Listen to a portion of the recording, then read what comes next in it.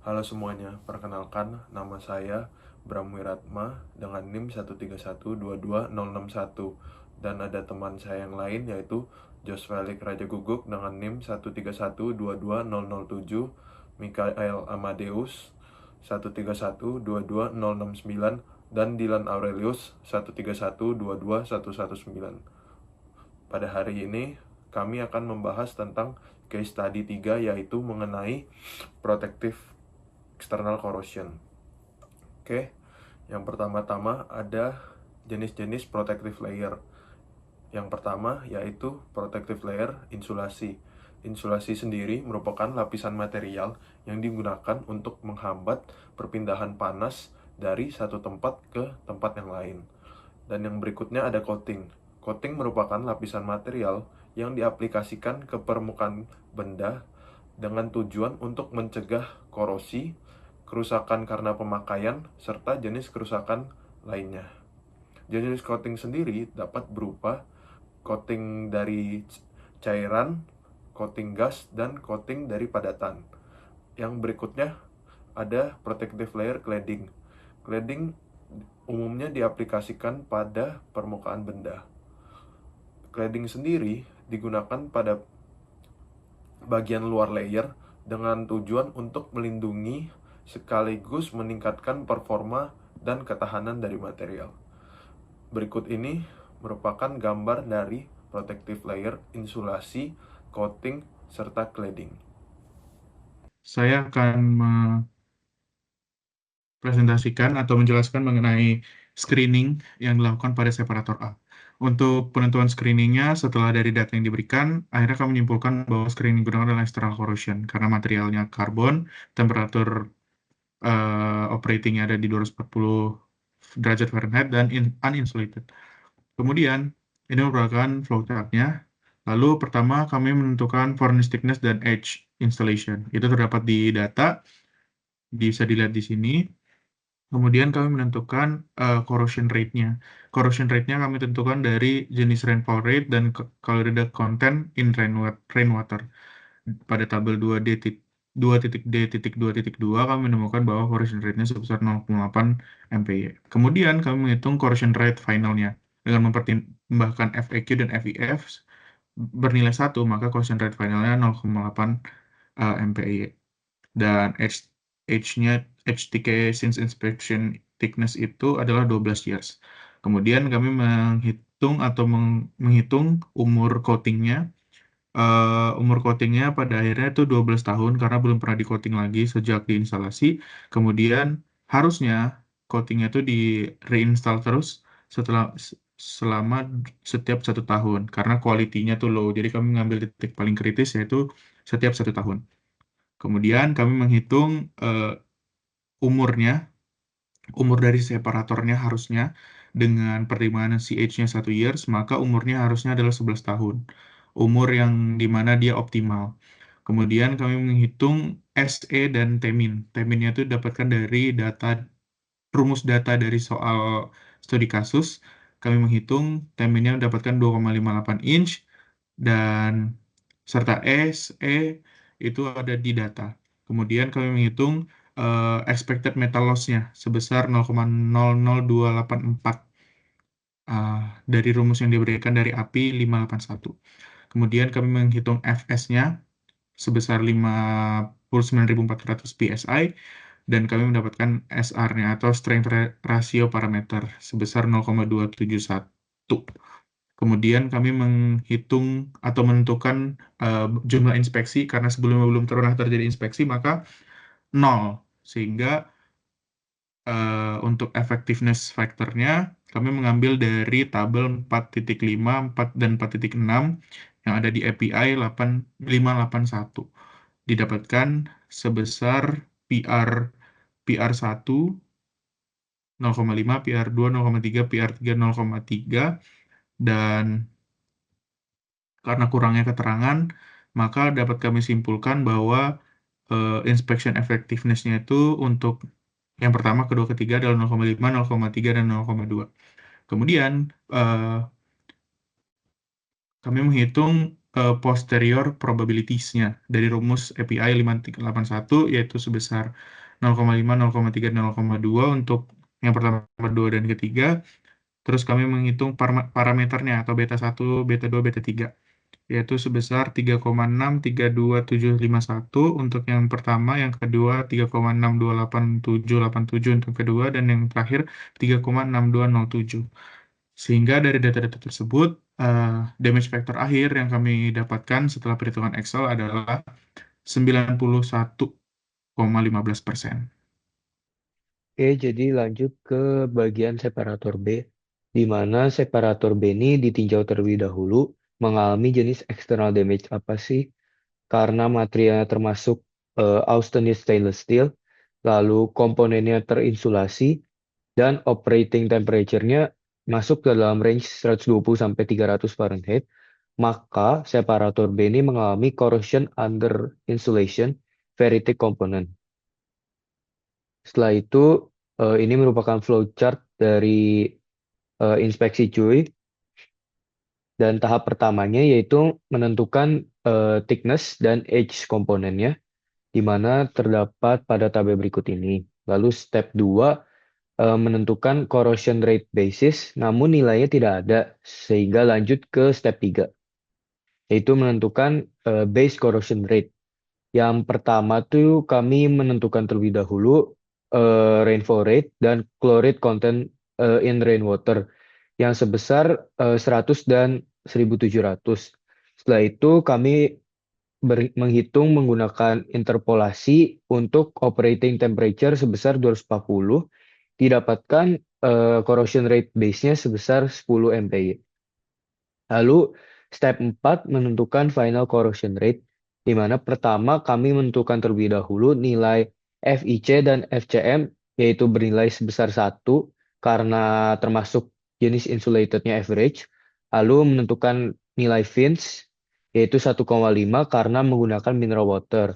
Setelah itu dimasukkan ke dalam equation pada berikut ini, didapatkan nilai CR-nya sebesar 15 MPa. Lanjut menentukan H ke, di mana karena belum pernah dilakukan inspeksi pada peralatan, maka nilainya sebesar 12 tahun. Lalu step 6 menentukan H code, di mana didapatkan sebesar 12 tahun juga. Lalu step 7, calculate gauge, di mana karena diambil datanya nih berdampak paling kritis, yaitu coating quality low, maka coating quality low ini ekspektasinya usianya 5 atau kurang. Sehingga kami mengambil yang paling kecil, yaitu gauge-nya sebesar 1 tahun. Setelah itu step 8 menentukan code adjustment, di mana pertama nih memenuhi syarat apakah age ke lebih besar sama dengan age code. Karena memenuhi syarat tersebut, maka equation-nya kami menggunakan equation berikut ini, yaitu kami mendapatkan code adjustment-nya sebesar 1 tahun. Setelah itu step 9, kami menentukan age calculation, di mana rumusnya nih age ke dikurang code adjustment, didapatkan sebesar 11 tahun. Lalu step 10, menentukan terlebih dahulu nilai S, nilai E yang didapatkan pada tabel berikut ini yang di kanan, lalu menghitung T-min sesuai API 579. Setelah dimasukkan sesuai equation-nya, didapatkan T-min sebesar 2,58 inch. Lalu step berikutnya itu step 11, menentukan ART, yaitu didapatkan menggunakan equation-nya, didapatkan sebesar 0,00355. Lalu step 12 menentukan FS CUIF, di mana memerlukan yield strength dan tensile strength yang terdapat pada tabel berikut ini, data berikut ini. Lalu setelah dimasukkan perhitungannya, didapatkan sebesar 59.400 PSI. Lalu step 13, calculate strength ratio parameter untuk cuy ini, di mana sesuai dengan equation-nya, yaitu dengan nilai alpha 2 karena berbentuk silinder, kami asumsikan, dan didapatkan sebesar 0,271. Step 14 yaitu menentukan number of inspection, di mana karena belum pernah dilakukan inspeksi, didapatkan nilainya sebesar 0 semuanya. Terus step 15 menentukan inspection effectiveness factor, di mana pertama nih menentukan prior sama conditional probabilities dulu yang didapatkan pada tabel 4.5 dan 4.6. Untuk prior probabilities-nya didapatkan secara berurut sebesar 0,5, 0,3, dan 0,2. Untuk conditional probabilities-nya tidak dapat ditentukan karena tidak diberikan keterangan kondisinya. Dilanjutkan dengan memasukkan pada persamaan berikut yang di kiri bawah ini, didapatkan nilai inspection effectiveness-nya secara berurut tuh sebesar 0,5, 0,3, dan 0,2. Terus step 16 yaitu menghitung posterior probabilities, yang dimana menggunakan rumusnya pada berikut ini didapatkan nilai posterior probabilities-nya untuk yang pertama, kedua, ketiga secara berurut nih sebesar 0,5, 0,3, dan 0,2. Lalu step 17 menghitung parameternya, di mana digunakan data COV delta T sebesar 0,2, COV SF sebesar 0,2, COV P sebesar 0,05, DS11, DS22, DS34. Lalu masukkan ke persamaan berikut di kiri bawah, didapatkan masing-masing parameternya yaitu beta 1, beta 2, beta 3 sebesar 3,632751, 3,62888787, dan 3,6207. Dan step yang terakhir yaitu menghitung DF cuy if, di mana dilakukan terlebih dahulu rumus standar normal kumulatif distribusinya yang bisa dilihat di gambar kiri bawah, di mana kami mendapatkan nilai norm dis-nya terlebih dahulu. Lalu setelah didapatkan nilai norm dis-nya, kami mengkalkulasi dengan formula yang di atas ini, di mana didapatkan DF cuy if-nya sebesar 91%. Sesuai hasil perhitungan kami, dapat dilihat bahwa nilai damage factor pada separator A bernilai 91,15%, di mana pada tabel 2.f.2.1 pada April 581, nilai DF sebesar 91% ini masuk ke dalam cakupan jenis inspeksi Highly Effective Inspection, di mana pada tabel bagian bawah kiri dapat dilihat bahwa inspeksi-inspeksi yang termasuk dalam jenis Highly Effective Inspection antara lain Visual Inspection, Ultrasonic Inspection, Radiographic Inspection, dan juga Pit Gauge. Visual testing merupakan metode inspeksi yang menggunakan pengamatan langsung oleh mata atau dengan bantuan alat. Visual testing digunakan untuk mendeteksi letakan, korosi, deformasi, maupun cacat permukaan lainnya. Untuk radiographic testing, metode inspeksi ini menggunakan sinar X atau sinar gamma untuk melihat cacat internal dalam suatu material. Untuk ultrasonic testing, ini menggunakan gelombang ultrasonik untuk mendeteksi cacat di dalam material, di mana sinyal ultrasonik dipancarkan ke material dan pantulannya dianalisis. Dan untuk pit gauge merupakan alat ukur khusus untuk menentukan kedalaman korosi atau pitting pada permukaan logam. Pit gauge menggunakan jarum atau pengukur presisi untuk mendapatkan kedalaman dari lubang korosi.